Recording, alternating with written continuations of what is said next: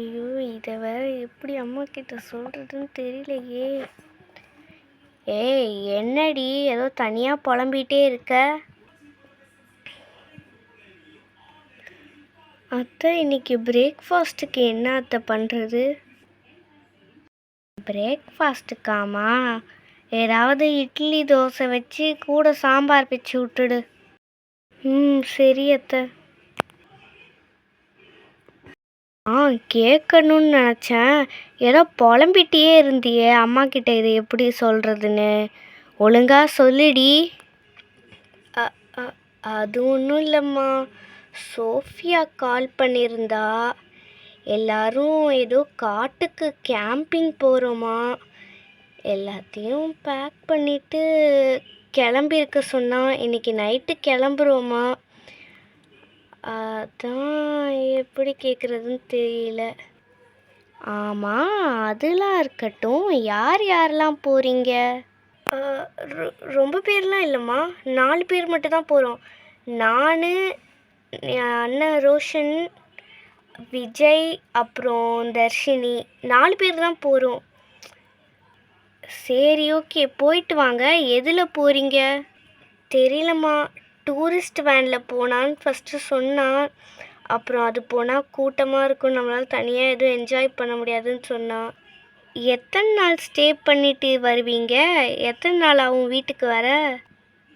அது இன்னும் சொல்லலம்மா. அது சொல்லலையா? சரி விடு. ஆமாம், அந்த இடம் எப்படி, குளிராக இருக்குமா, எப்படி இருக்கும்? ஏம்மா இத்தனை கேள்வி கேட்டுட்ருக்க? என்னடி வாய் வளருது? ஒன்றும் இல்லைம்மா, தெரியாமல் கொஞ்சம் பேசிட்டேன். அது சரியா எனக்கு எதுவும் தெரியலம்மா எப்படி இருக்குன்ட்டு. ஜஸ்ட்டு பேக்கிங் பண்ணிட்டு ரெடியாக சொன்னான். இன்னும் எது வந்து நம்மளை பிக்கப் பண்ணுதுன்னு தெரியல.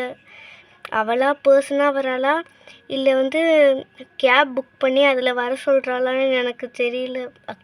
அவகிட்ட தான் கேட்கணும்.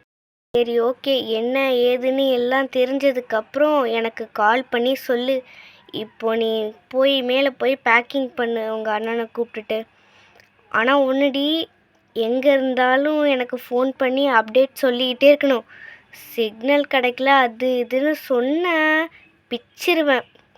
பத்திரமா வீட்டுக்கு வாங்க. சப்போஸ் ஏதாவது சிங்கம் கடிச்சு தின்னுச்சுன்னா நான் உன் பேரை கூட திருப்பி சொல்ல மாட்டேன், பார்த்துக்கோ. ஏம்மா எடுத்தோடனே அபசகுணமாக ஆரம்பிக்கிற? நல்லபடியாக போயிட்டு வாங்கன்னு ஃபஸ்ட்டு சொல்லுவியோன்னு நினச்சேன். நான் அப்படி நினச்சா நீ இப்படி சொல்கிற. ஏம்மா எடுத்தோடனே சிங்கம் கடிக்கணும், புலி கடிக்கணும், யானை கடிக்கணுன்ற? பேச்செல்லாம் நல்லா தான் பேசுகிறேன். யானை எந்த ஊரில் கடிச்சிது? சரிம்மா, ரொம்ப டைம் ஆச்சு, நான் போய் பேக் பண்ணுறேன். சரி, கொஞ்சம் சீக்கிரமாக கிளம்பு.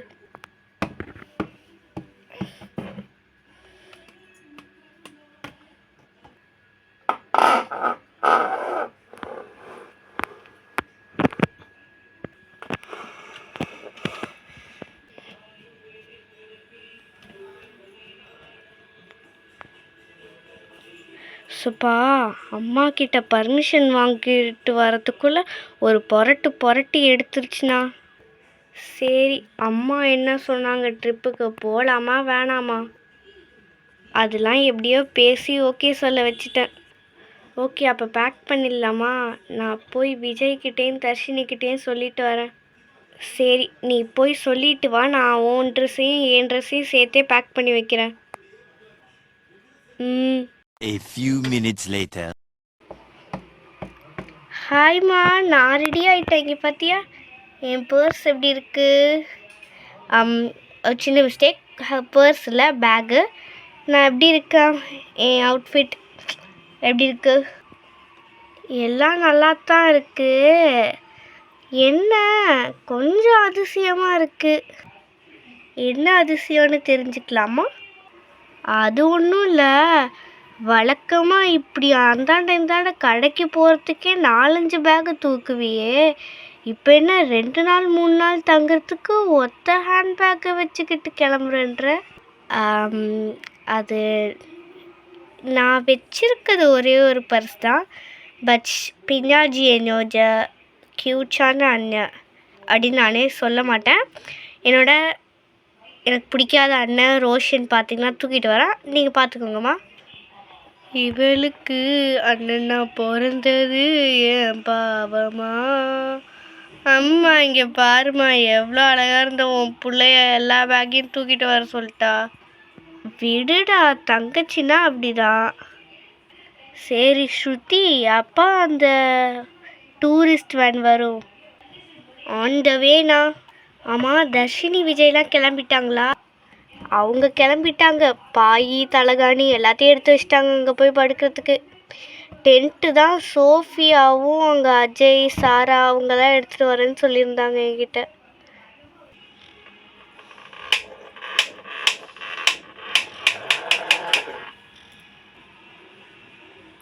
ஏய் துபார ஹாரன் சத்தம் கேட்குது. ஐ திங்க் டூரிஸ்ட் வேன் தான் வந்திருக்குன்னு நினைக்கிறேன். அட ஆமாம், டூரிஸ்ட் வேன் தான் வந்திருக்கு. மேலே பெருசாக எழுதியிருக்கு டூரிஸ்ட் வேன்னு. ரோஷன் சொன்னா ஏதோ ட்ரிப்புக்கு போகிறாமா, அதுவும் டூரிஸ்ட் வேனில் தான்மா. அங்கே நிற்கிதுப்பா, அந்த டூரிஸ்ட் வேன் தான் நினைக்கிறேன். ரோஷன் அண்ணா, நான் தான் ஃபஸ்ட்டு ஏறுவேன். பாய் பாய், டாட்டா. நான் போய் ஏறுறேன், நீ வந்தாவா, வரலனா போ. என்னடா இது, டூரிஸ்ட் வேன் மாதிரி இல்லாமல் ஏதோ பிஞ்சு போன பழைய தகர டப்பா வண்டி மாதிரி இருக்குது. மேலே ஒரு இது காணும், என்னமோ வேலைக்கு போகிற வண்டி மாதிரி இருக்குடா. ஏய் ரோஷன், கொஞ்சம் சீக்கிரமாக வா இங்கே. இவ ஒருத்தி இருக்க லொட்டு லோஸ்க்கு எல்லாத்தையும் என்கிட்ட கொடுத்துட்டு ரோஷன் சீக்கிரமாக வாடுவா. இது நோறு கொஞ்சம். ஐயையோ விட்டா இது என் கையில் எதுவும் நழுவிட்டு போயிடும் போல இந்த பேக். இதை ஃபஸ்ட்டு தூக்கி அந்த சைடில் வைக்கணும். லக்கேஜ் எல்லாம் வச்சுட்டு நம்ம ஒழுங்காக உட்காரணும். ஓகே, இதை வச்சாச்சு. அப்போனா தர்ஷினி விஜய் சீக்கிரம் வாங்க, வேனில் ஏறி உட்காருவோம். கொஞ்சம் வேனு பழசு மாதிரி தான் இருக்குது, பரவாயில்ல, அட்ஜஸ்ட் பண்ணிவிட்டு உட்காந்துருவோம். மழை பெஞ்சாலும் ஏதாவது பண்ணிக்கலாம். இது ஒரு வண்டின்ட்டு இதில் வந்து இந்த ரோஷன் வேலை என்ன ஏற சொல்கிறான். ரோஷன், நீயும் உன் தங்கச்சியும் வழி அமைச்சனும் நாங்கள் எப்படி போகிறது? இதோ ஏறு நவுறோம். இப்போ ஓகே, கொஞ்சம் இடம் இருக்குது. விஜய், உனக்கு மட்டும் என்ன வெத்தலை பார்க்க வச்சு கூப்பிடணும், சீக்கிரம் வா. சரி, ரொம்ப பேசாத, வரேன்.